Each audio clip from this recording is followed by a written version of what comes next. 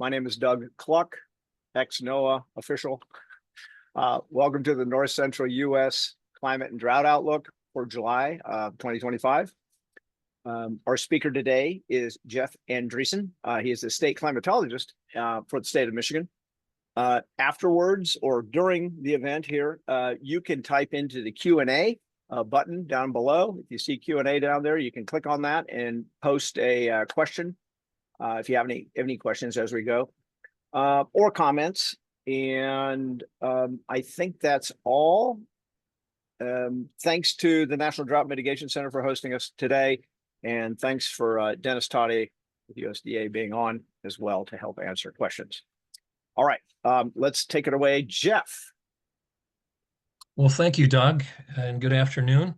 And thanks for the opportunity to be with you this afternoon. We're going to cover quite a bit of territory here, but I'll just start with, again, some follow-up thank yous to several organizations that are involved with this series. We're happy to have friends and colleagues. Our next webinar here after today will be August 21st, and that will be Dr. Zach Leeser from Missouri and the University of Missouri at Columbia, and he'll be our next speaker.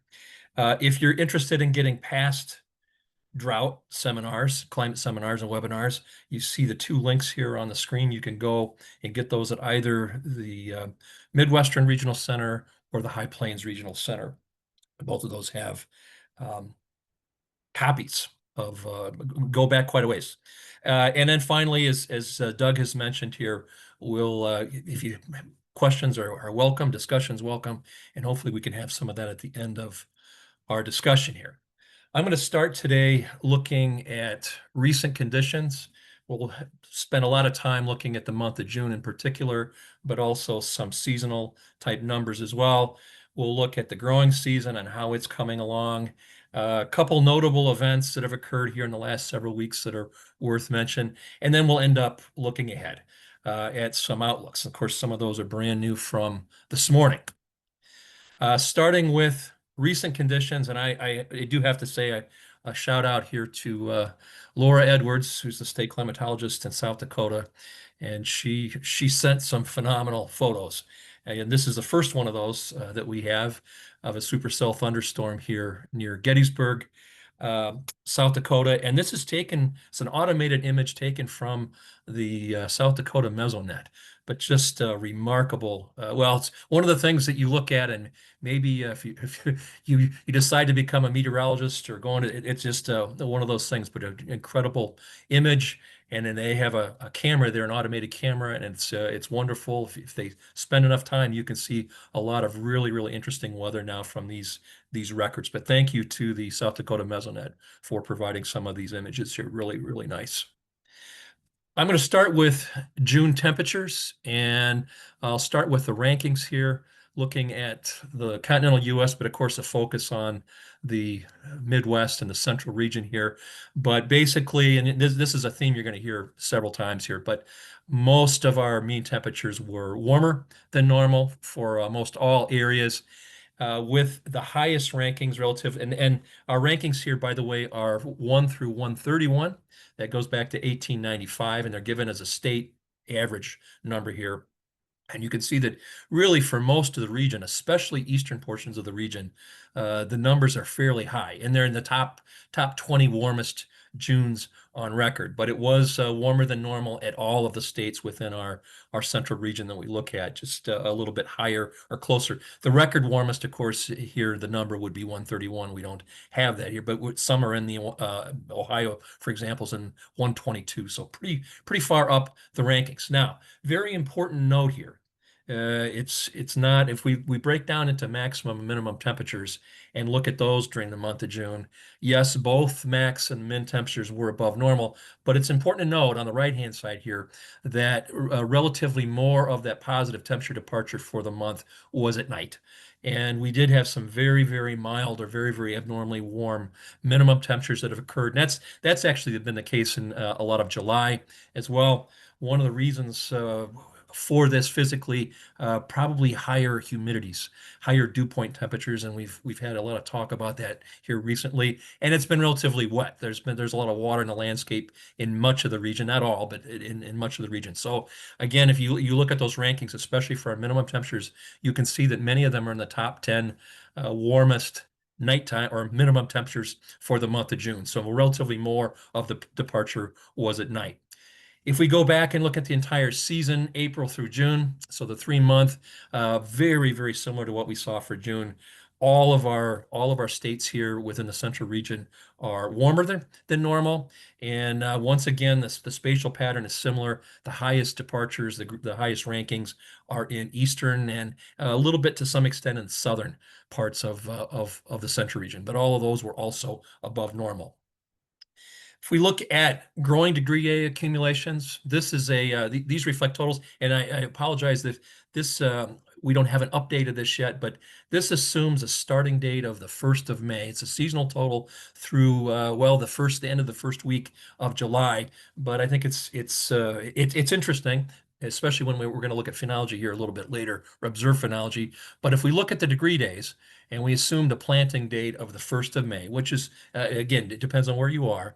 But what we can see across most of the area are positive departures. So there's a little bit of a surplus. It's not large, but it's a little bit of a surplus of degree days. We do, though, have some deficits across southwest and northeastern sections. You can see up in northern Michigan, for example, we're a little bit behind.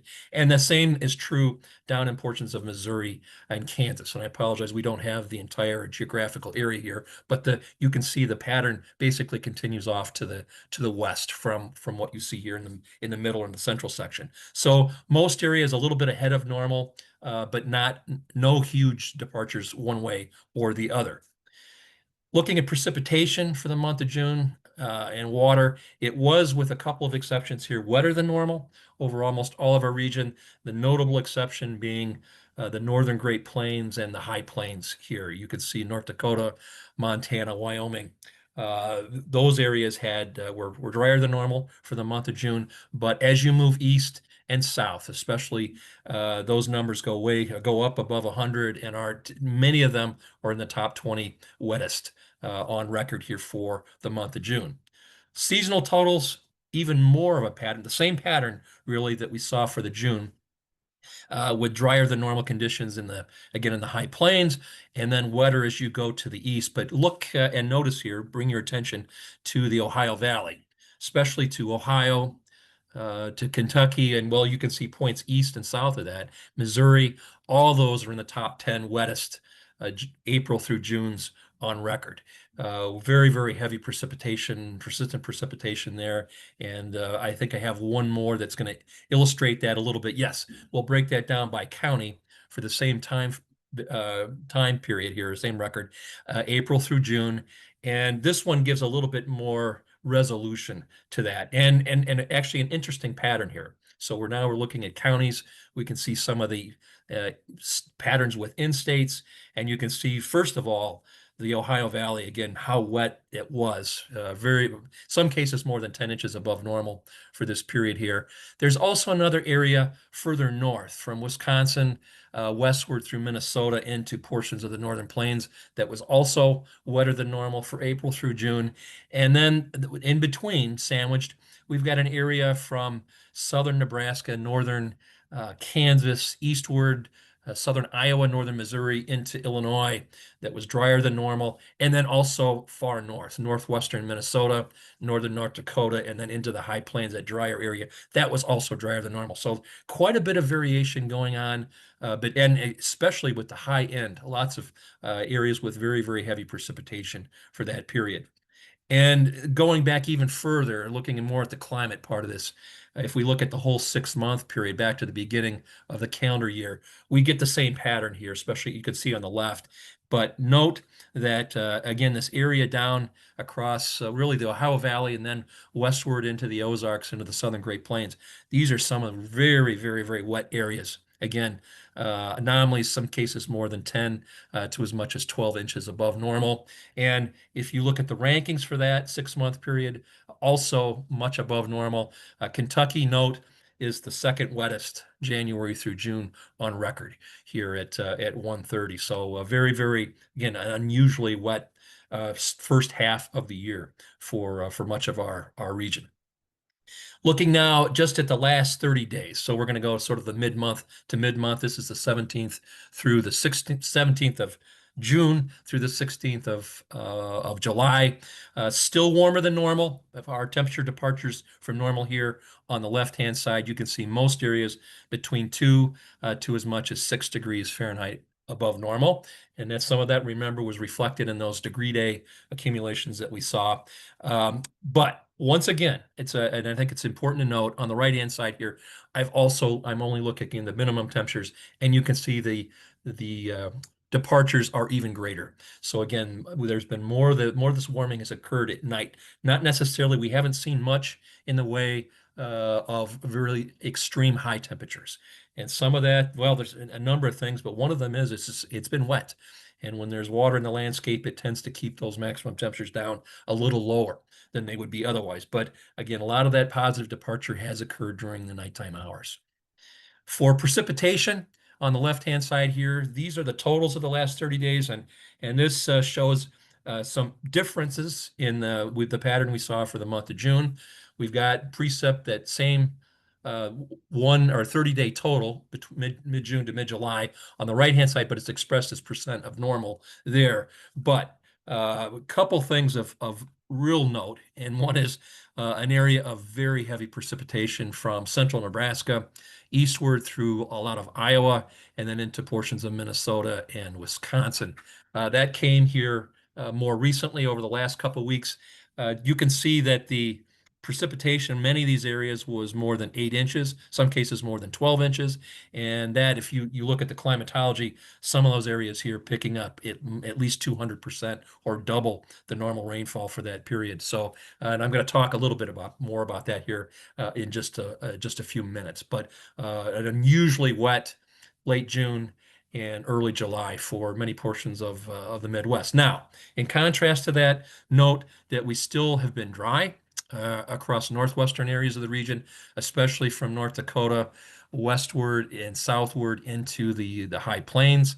Much less precipitation, in some cases less than 50% of normal. And just also to note, there is also an area here in central portions of the Corn Belt, especially across Illinois, northeastern Illinois, northwest Indiana, into Michigan, that has been unusually dry as well.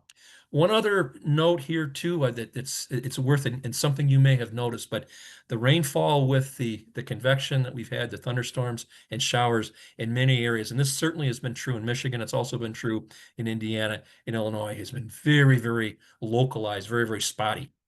And I had a lot of reports and observations of neighbors getting 2 inches while my house, my gauge only had 2,500ths. Those types of stories, more so, and that happens every year, but even more so this common this year. And that's been particularly common here in the central and eastern portions of the Corn Belt over the last several weeks. For soil moisture, looking at what we've got in the profile here, not a lot of surprises with this. On the left-hand side here are rankings in the upper left, soil moisture, and then the change from the end of April, relative change in soil moisture anomaly since then.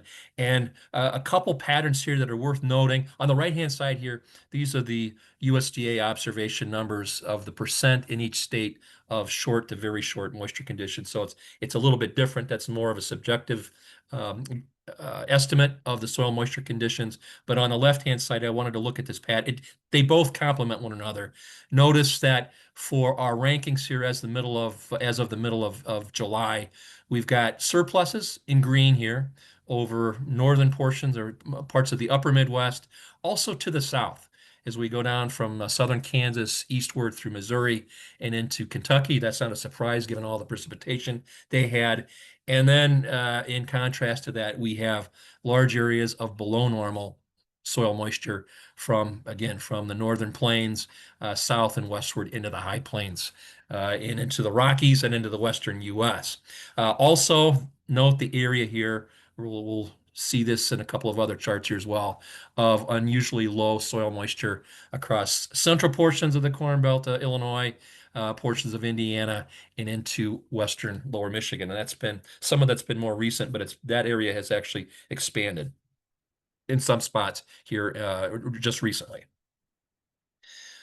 In terms of water demand and atmospheric water demand, what we're looking at here, the formal phrase is potential evapotranspiration, but basically this describes how much water from a landscape could evaporate given those meteorological conditions. And of course, the amount of water that's lost to the plants in transpiration or evaporates from the soil is a function of solar energy incident. It's a function of air temperature. Also, how much water vapor is already in the air, the humidity, and also wind speed. Those are the four big variables, but especially solar radiation and temperature drive this.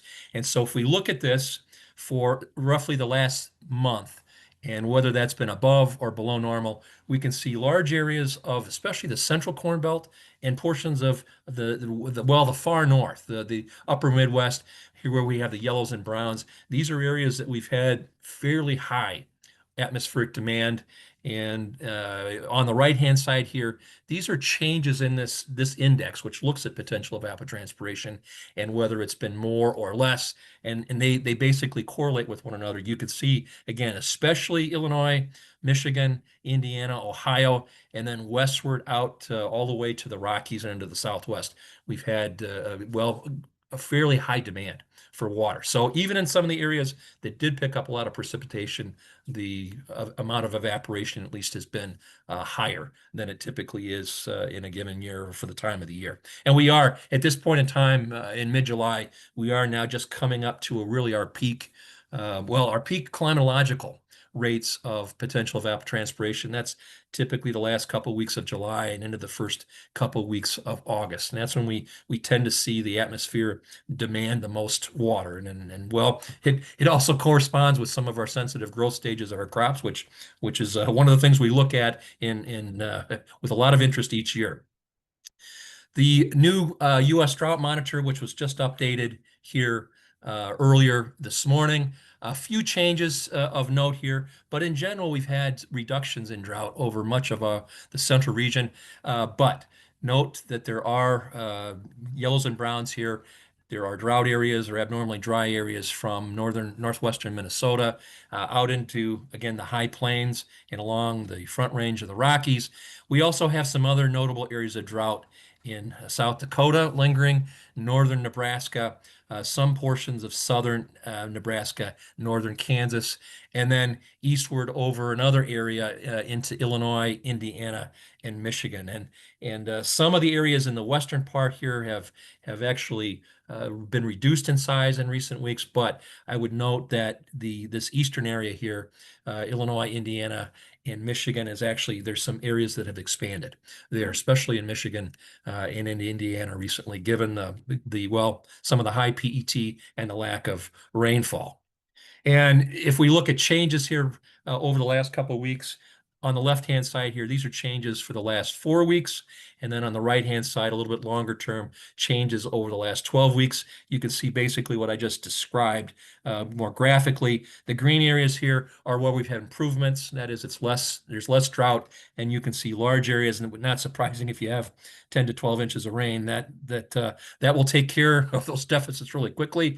But lots of green here in Nebraska, southeastern South Dakota, then portions of Iowa, and then also farther north up into Minnesota, Wisconsin. Those are areas where we've seen significant improvements, but we also have seen some areas in that area in Illinois, Indiana, and Michigan where the area with abnormally dry conditions has increased. So it's there's both going on in the region as we speak.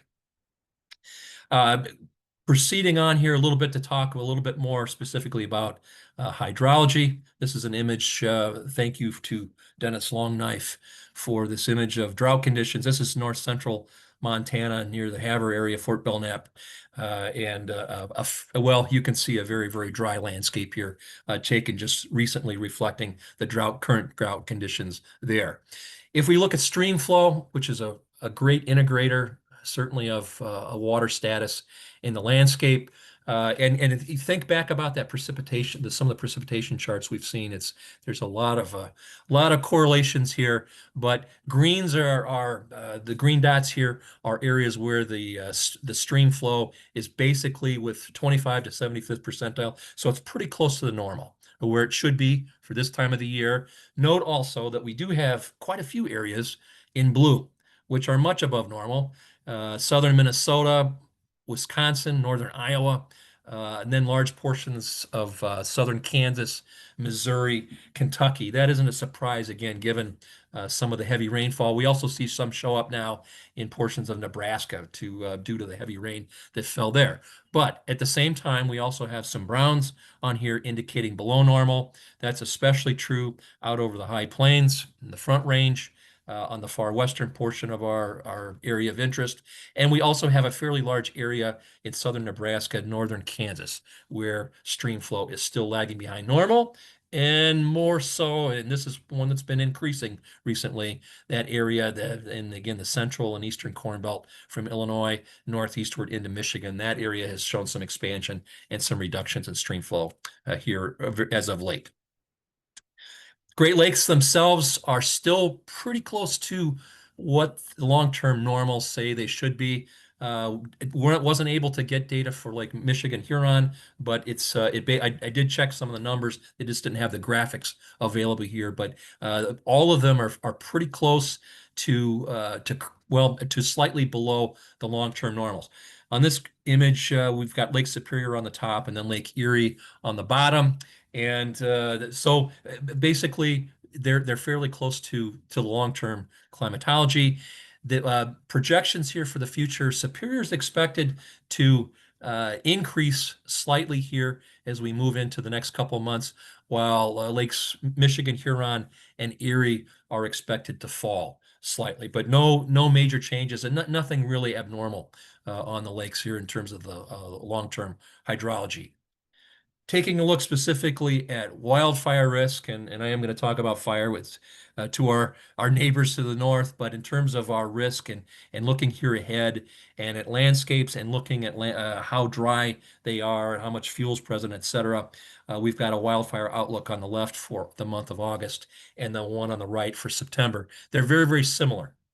You can see with just a couple of exceptions, but they suggest that our wildfire potential, because of relatively dry landscapes, is above normal. That's especially true in Montana, into portions of western North and South Dakota, even northern Minnesota, you can see is included here as well. The rest of the region, basically not near normal conditions. One other interesting exception down here in the far southern plains, which we're not looking at or focusing on, but you can see they do have an above normal risk for the month of August, but not for September. It's a little interesting, but in other parts again of our region, it's mostly the highest risk in our region, probably in the northwestern sections. Let's shift gears and look at some specific crops and where things are right now, thinking about the warmer and wetter scenario that we've had for much of the growing season thus far. I'm going to start by looking at corn. There's a couple different graphics on here. You can see that right now that, we're in silking across which of course is really important for corn. With water sensitivity near pollination, and basically, if you do the statistics over and over again, you'll get the same result, and it doesn't matter whether you do it now or you do it 50 years ago. But the lack or the abundance of water at or around silking for corn is the largest determinant in where things end up, unless there's some other catastrophic event. But over time, and that's why there's so much interest in this. But you can see right now that in the central Corn Belt, about a little less than half of the crop has reached silking. It's less than that, of course, as you go north. Things are a little bit further behind, but they will be here over the next 1 to 2 weeks. We'll be going through anthesis or going through silking as well. So things are progressing fairly well. And if in the top here, it's a little hard to see, but relative to the last 5 years, our phenological progress here is just at or a little bit behind normal. And so if you think about what we've seen and you say, well, hey, you said that we had above normal degree days. Well, it doesn't reflect, of course, the reality is there are a lot of places that were delayed because of excess moisture. It doesn't say when the crop was planted, but those degree day totals, even with above normal temperatures, we've had in much of the area that some spots are still lagging a little bit behind normal.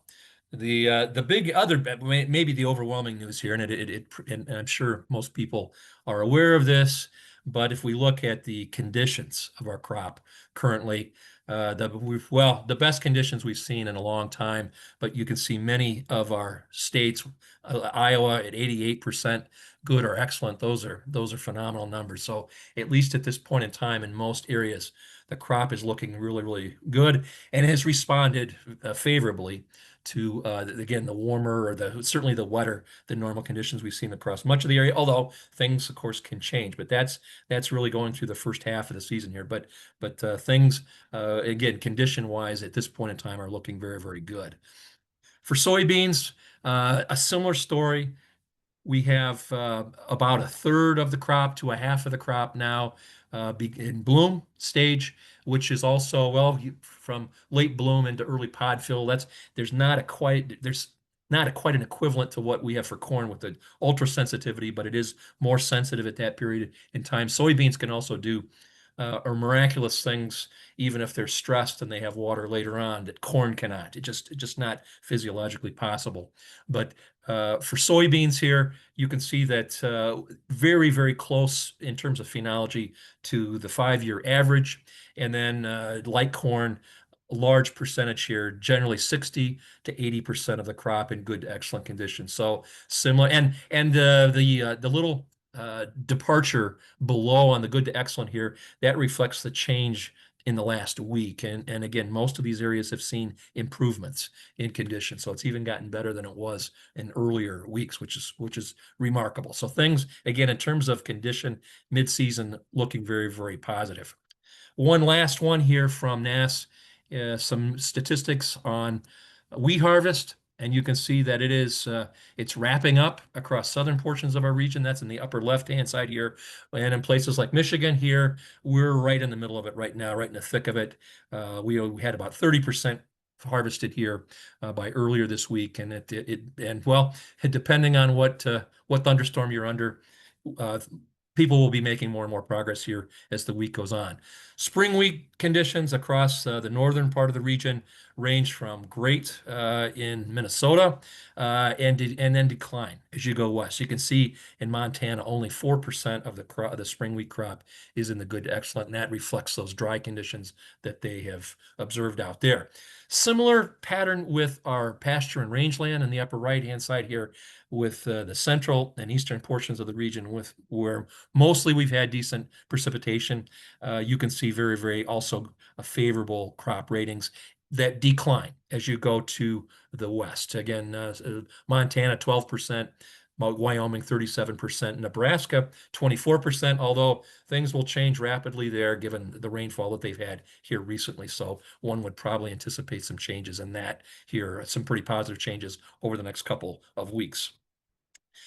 Let's move to mention a couple of notable events, and this is a very, very photogenic tornado that occurred in late June in South Dakota, and it had virtually no rain wrap or obscurations, and it was noted as one of the most photogenic tornadoes in a long time.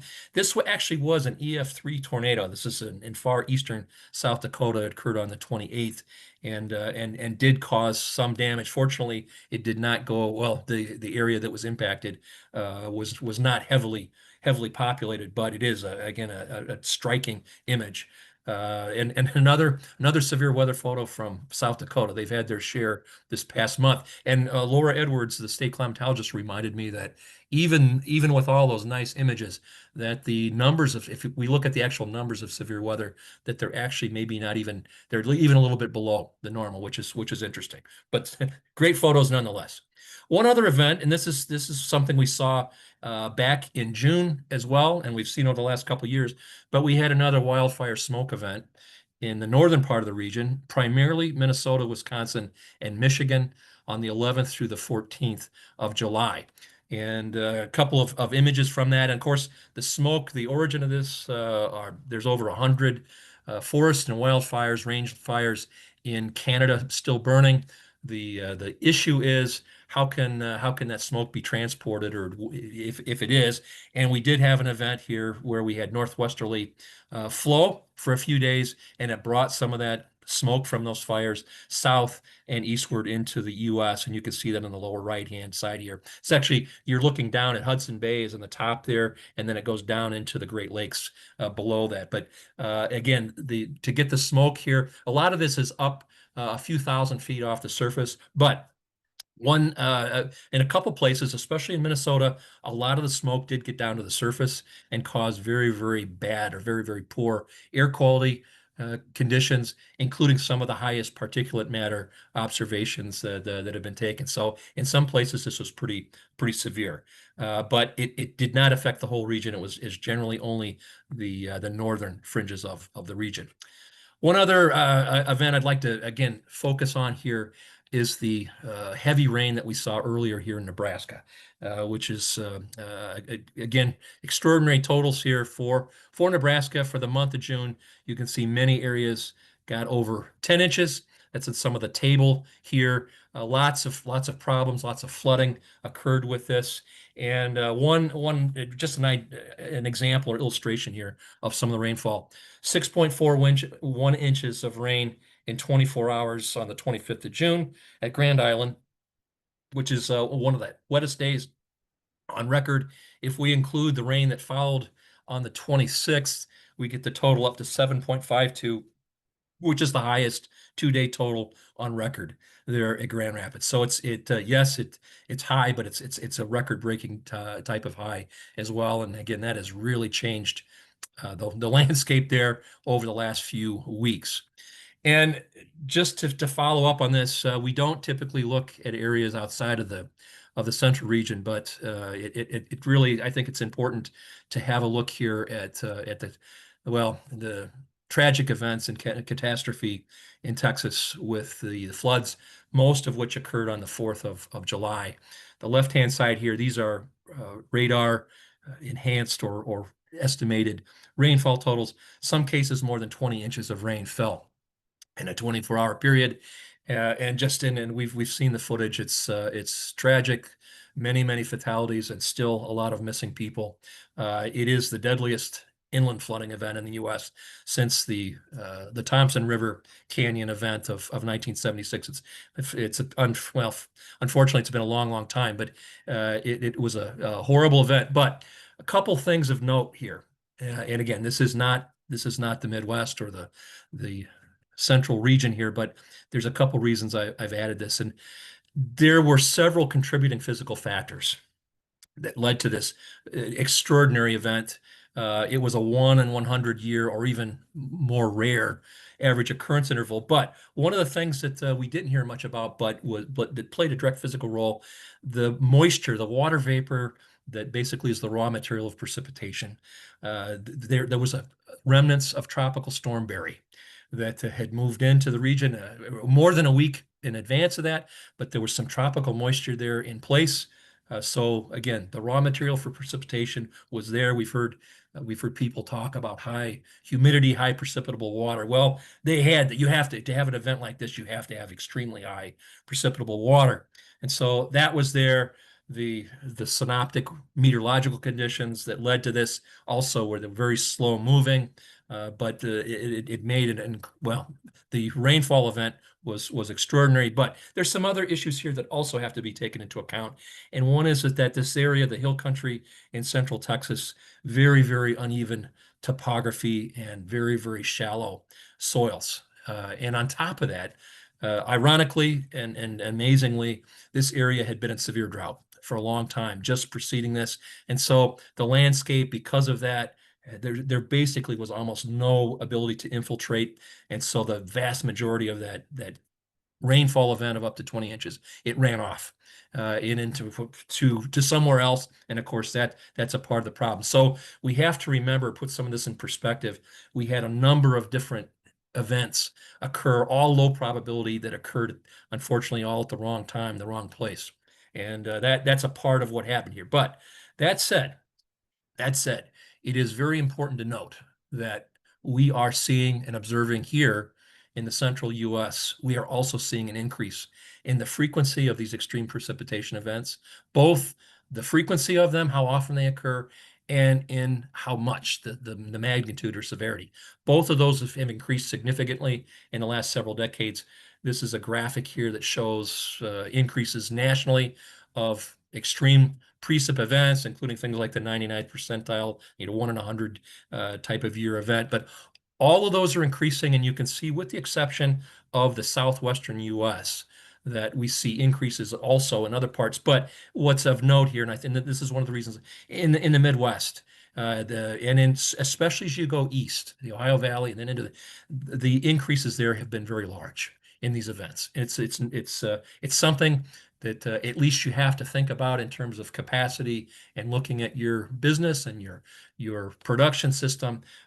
These extreme events, the ability to withstand those, or at least to be able to buffer those, the need is increasing with time. We're shooting at a moving target. This is an example here. A couple last things here. These are looking at recurrence intervals from 2 to 100 year events. So that's an event that would expect to occur on average once only every 100 years, or et cetera. This is for Lansing, but it's fairly typical of the upper Midwest and of the Great Lakes region here. And I've got a couple different lines here that reflect how this has changed over time. In the old days, last century, we had technical paper 40. And the data at that point in time, you can see reflected from the 1930s to the 1950s. That was updated by a study at the Illinois State Water Survey by Huff and Jim Angel. Some of you know that followed here and had more data from the late 40s to the early 90s. And then ultimately we had NOAA's Atlas 14, which is really the current legal standard that's used for the industry for a number of different decisions. And there are many problems and there are many limitations of Atlas 14.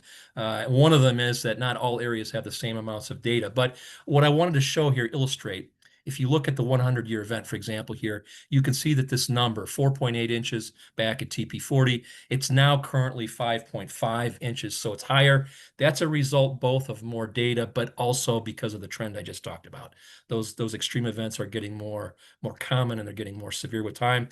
There also have been attempts to project this into the future, and the projections are the same direction as the observations over the last couple decades. And you can see that for Lansing, by later in this century, for example, the projection is almost 7 inches. So again, these events are increasing. It's something to at least think about in the back of your mind. It's not an emergency, but it's something in planning that needs to be considered. One last thing here too, and that is this is good news.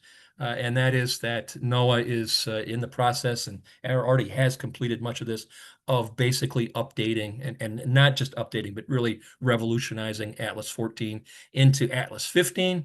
And there are two parts of this project. One is to basically replace Atlas 14, and the science in this is well, it's a high level of science. A lot of this work has been done. There's a second phase to look at projecting it into the future. That one currently is on hold, but the good news is that the first part of this, with some new statistics that are much more reflective of current conditions, should be available here later this fall for the first time. And I've got a couple links on here if you're interested. But this is, again, something to think about in terms of your planning, that these heavy rainfall events are increasing both, again, in time and in magnitude.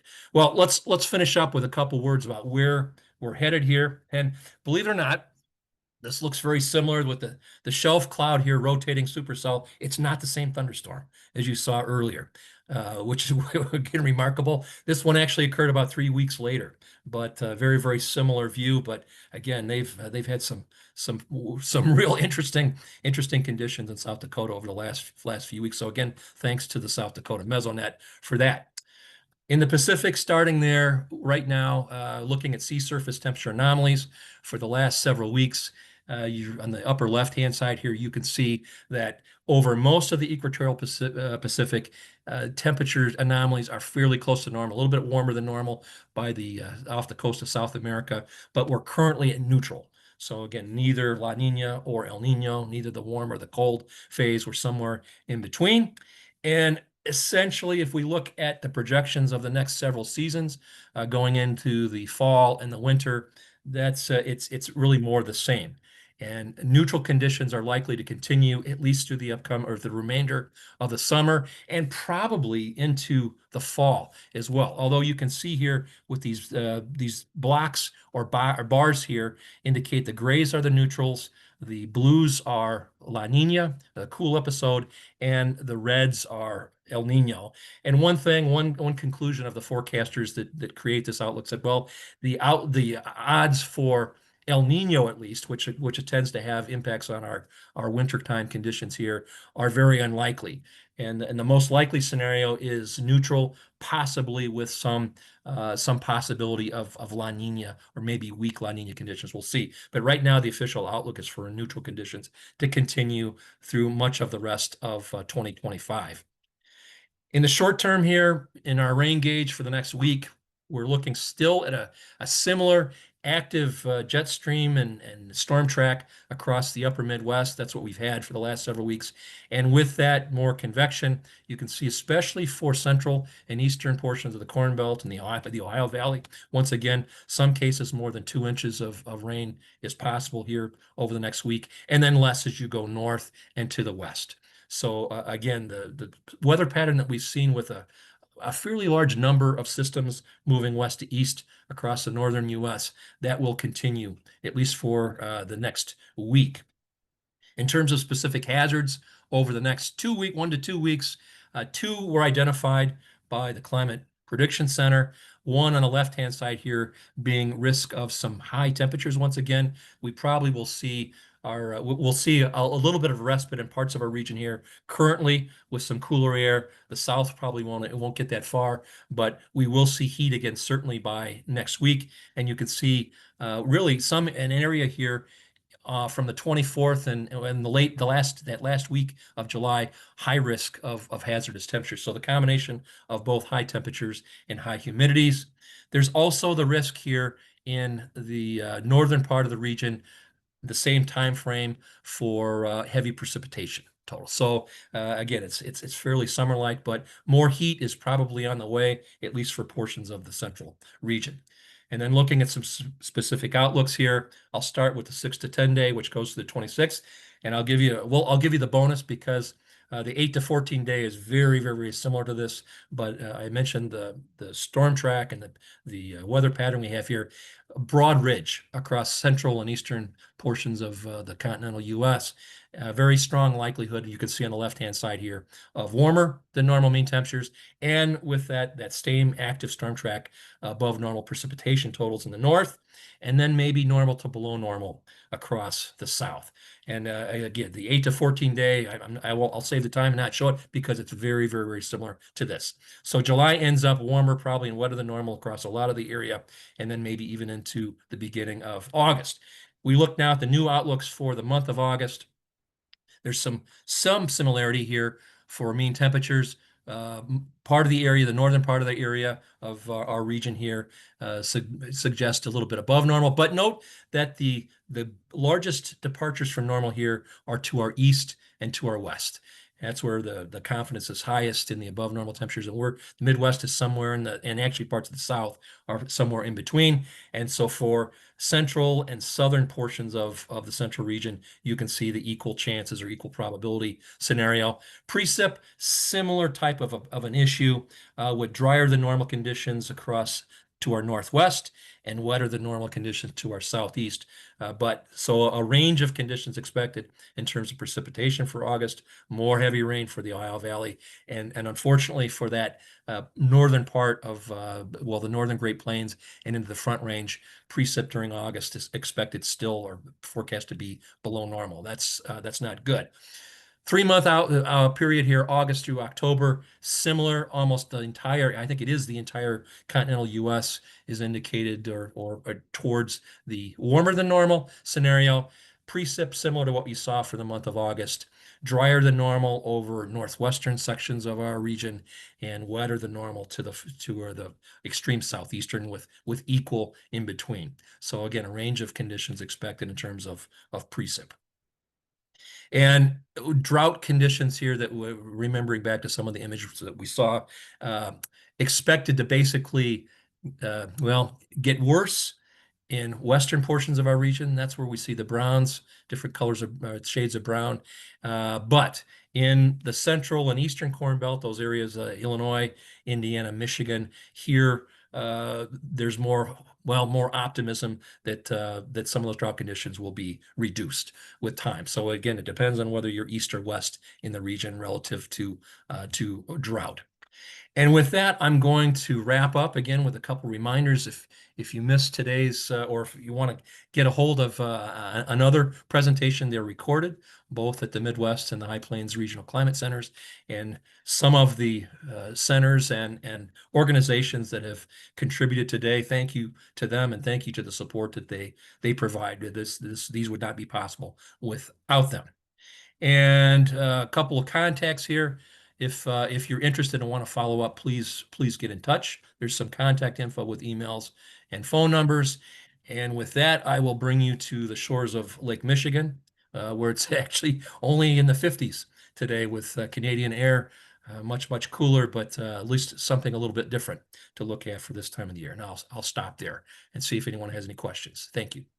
All right. Hey, thank you, Jeff. That was fantastic. Hope everybody appreciates all the hard work that you had to put into that. And we only try to bother these guys about once a year or less. So hats off to the state climatologists and others who volunteered to do this. Yeah, so we had a few questions, but before we go there, Jeff, do you want to talk a little bit about July being because there, you mentioned this heat coming. So and you might want to go back to that. You didn't pull your presentation down just to show the hazard map because it is kind of important. Jill, maybe just talk about climatologically, when is the hottest time of the year? And then this on top of that. So let's talk about that for just a second. So climatologically in the Midwest, and it does depend a little bit on location, but typically we're talking about the second half of July, if we look at the actual annual cycle, and then into the first week of August. Most places are in that. So if we look at the peak each year, that's what the climatology says. Of course, it doesn't always work out that way. The other thing that shows up with those, if we look at our extreme maximum temperatures, they also tend to occur at that time of the year. We look at records and so forth. A lot of them occur at the same time. So that's the warmest time. And what was the follow-up part of that, Doug? Well, it's just the follow-up to that is that, okay, it's normally pretty hot in July, especially late July. Yeah. We're going to exceed that by a lot. So yeah. I'm not going to say it's going to be 100 degrees everywhere within that inner circle, if you will. But the heat index will be at least. But yeah, agree. And so I guess this is a heads up to folks, and there's a reason that the Climate Prediction Center does these things in terms of hazardous temperatures. And so here's your second heads up that, and I'm sure you're going to hear it from all your local folks too, that the probability of this kind of heat, and again, I don't know how hot it's going to be, but it's going to be above normal and in the hottest time of year. So there you go. And add on to that, to some of those areas too, Doug, that they've had heavy precipitation. There's a lot more water out in the landscape, so the humidity is going to be higher. So those, again, I agree. The combined heat index temperatures are the problem with that extra humidity. And the other part is that as Jeff showed, you've got corn crop that's all the crops are in pretty good shape. So to respond to that heat, they're going to be transpiring a lot of moisture, adding to those high dew point conditions. So all of those pieces are coming together to maybe not historic, but certainly a potentially dangerous period of several days. Yep. All right.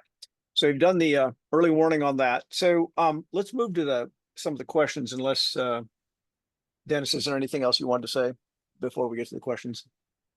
No, that's fine. Okay.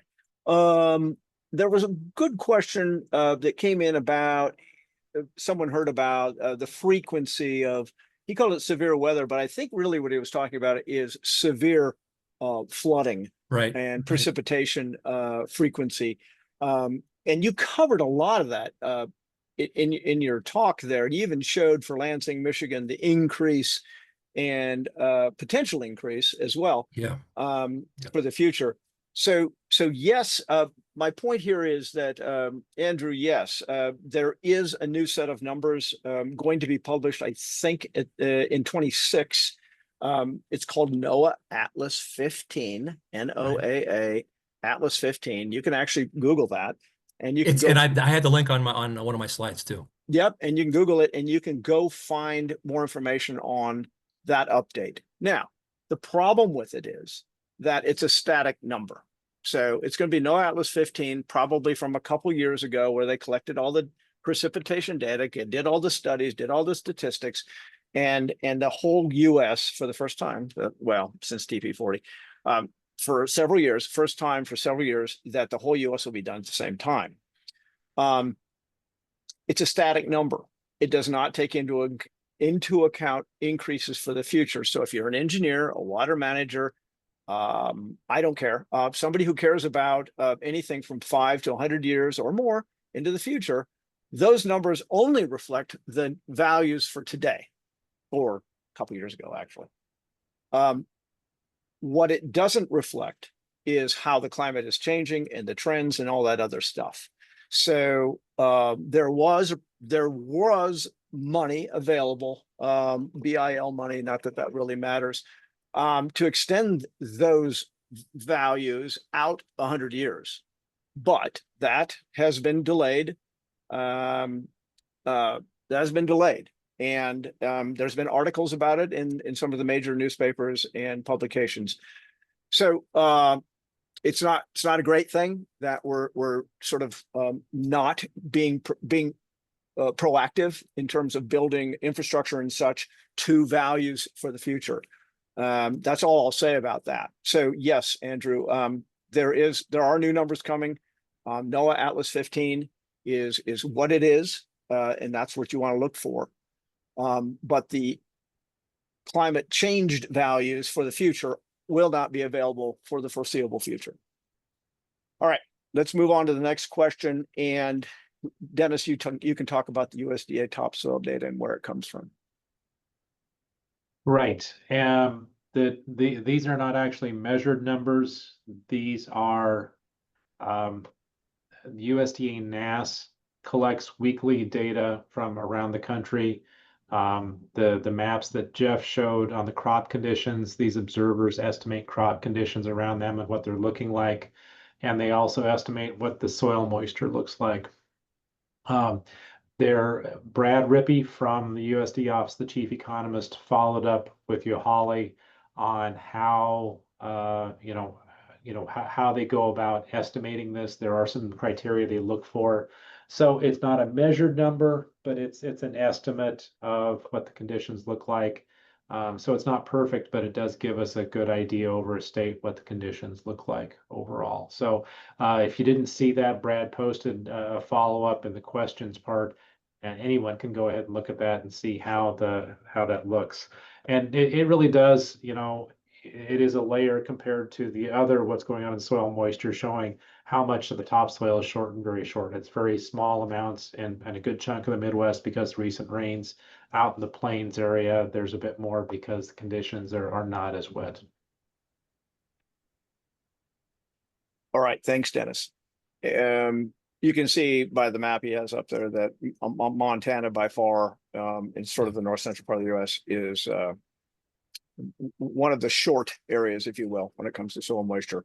Now that's statewide, so it's not everyone. Is the Coriolis? Yeah, go ahead. Let me modify that. It's not statewide. It's only based on cropland. Okay. All right. Yep. Not the top of the mountain. Right. Yep. Is the Coriolis effect occurring? It's always occurring, Angie. And there may be more to your question than what you really want to know there. So if you want to type something in to clarify your question, please do. The Coriolis effect is always in effect. Anybody want to comment on that, Jeff? That's a good response. It's with us. It's there. It's a physical presence. Yeah. It's a lot of things turn to the right for various reasons, and that's one of them. In the northern hemisphere. And so that's Left of right. the southern hemisphere. Good point. We are talking about the northern hemisphere in this call. So, and then I guess that's the last question. Wait, yeah, that's the last question that we have, and I guess we can end it here. Any other observations or points of clarification that we want to add for this month, or things we want to One thing I did forget to mention, Dennis, or Doug, was and on one of these images for the month of August, there's a little bit of uncertainty in the outlook because Yeah. there is a possibility because of something called the Madden-Julian oscillation, and it's there with Coriolis. We won't go too far into that. No, don't. But the issue is it's a long-term cycle that sometimes causes changes in the mid-latitudes. And one of those changes or one of those impacts would be the potential enhancement of tropical storm hurricane activity in the Gulf and in the Eastern Atlantic. Good point. And so what? And actually here, if you look at it, oh, I just had it. There it is. It's the slight risk down here in the Gulf. That's actually the remnants of what could become a tropical system here over the next couple of weeks. But one of the things that the forecasters were struggling a bit with was the possibility of an increase in tropical activity in August, and a relatively quiet period before that, but an increase in this activity. And if that happens in the Gulf, then our forecast could ultimately, because of the water vapor potential transport into the Midwest, that could also have a downstream influence on us as well. And so that outlook, there's a little bit of a question mark with that as well. So something to keep an eye on if we do see an increase in tropical activity here, especially as we move into August, which is, of course, when we get to the peak of that season anyway in that part of the world. That's right. Yeah, and just one more comment about the floods in Texas and 20 inches of rain in 24 hours. Don't think that can't happen in Iowa or eastern Nebraska or a lot of places. It can happen under the right circumstances. Yeah. Is it more likely than it used to be? Probably, but still not very likely. We just had, I live in the Kansas City area. We just had places that measured 10 inches, and it was about 12 hours. From 7 p.m. to 7 a.m. this morning, very near, not next door or anything, but in the same metro area. So it happens, right? Anyway, thanks everybody. We'll be back. And, hey, Doug. Yeah. Yes. There were a couple late questions came in here. Oh, cool. Go ahead. Best tools. You take a look at them. I'll take the one from Holly as a follow-up that goes into the drought monitor. Okay. Holly, that data does go into the U.S. Drought Monitor, but it goes into the U.S. Drought Monitor along with, Brian can chime in, how many different pieces of information go into the Drought Monitor? Dozens of pieces of information go into the Drought Monitor each week based on precipitation, soil moisture. Jeff talked about evapotranspiration, and then also impact. What is the local impact? All these are included in the Drought Monitor. So it's not an equation that you take percents of these different things and you come up with what is the drought monitor. It's looking at the number, or the phrase they use is preponderance of evidence. What do the various indicators say is going on in your area? Now, you said it doesn't look like the drought monitor doesn't seem to reflect what you see going on around there. That's good information for us to know. Whatever state you're in, you can contact your state climatologist, or you can contact the folks at the Drought Mitigation Center. There's ways of sharing that information that can be incorporated into following weeks of the drought monitor to, try to refine what you're seeing based on what the indicators show in your area. And we could ask Holly what state she's in that because we know everybody. If you don't mind. We don't need to know what you do or anything else, just what state you're in. Kansas. Oh, okay. So Yeah, Kansas, it's Matt Sattel, who is an assistant state climatologist who does report to the drought monitor community every week. So Matt Sattel at Kansas State University. I don't have his email handy, but if you want to email me, I'll give it to you, and I'll include Matt on it. So, and you can have a discussion with him. Join his merry band of drought watchers in Kansas.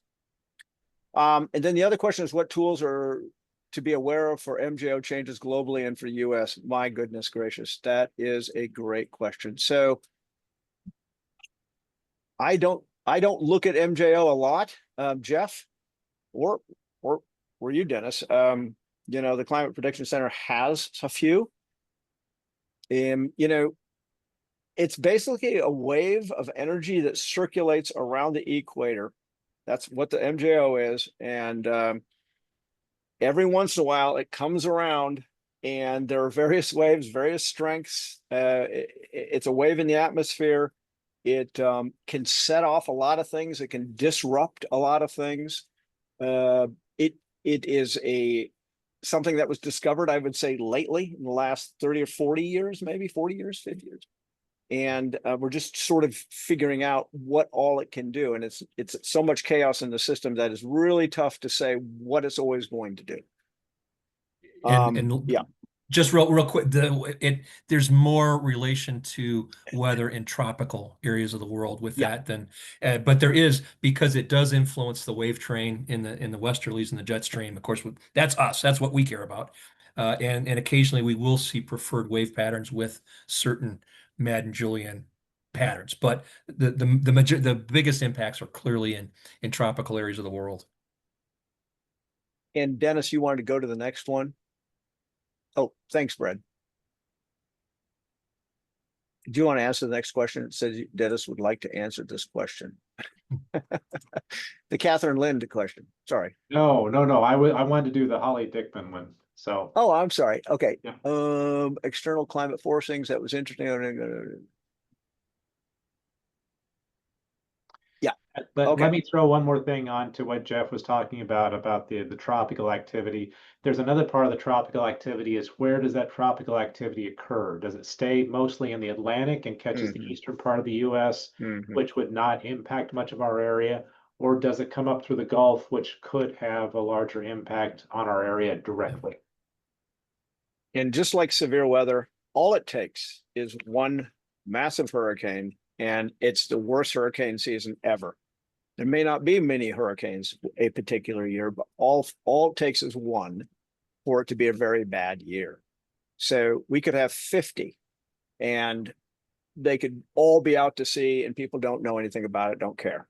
But if there's one massive one that hits any place, it's a really bad year. So we make predictions based on the number. We don't necessarily make predictions on how or where they're going to hit that much. Confidence is low. I'll also say that our confidence is relatively low in the summer compared to the winter in terms of some of these outlooks that Jeff showed. So show the seasonal outlook, Jeff, just one more time. I know we're going a little long here. I'm sorry. Yeah, so there's August, September, October. It's we're getting into the change of seasons.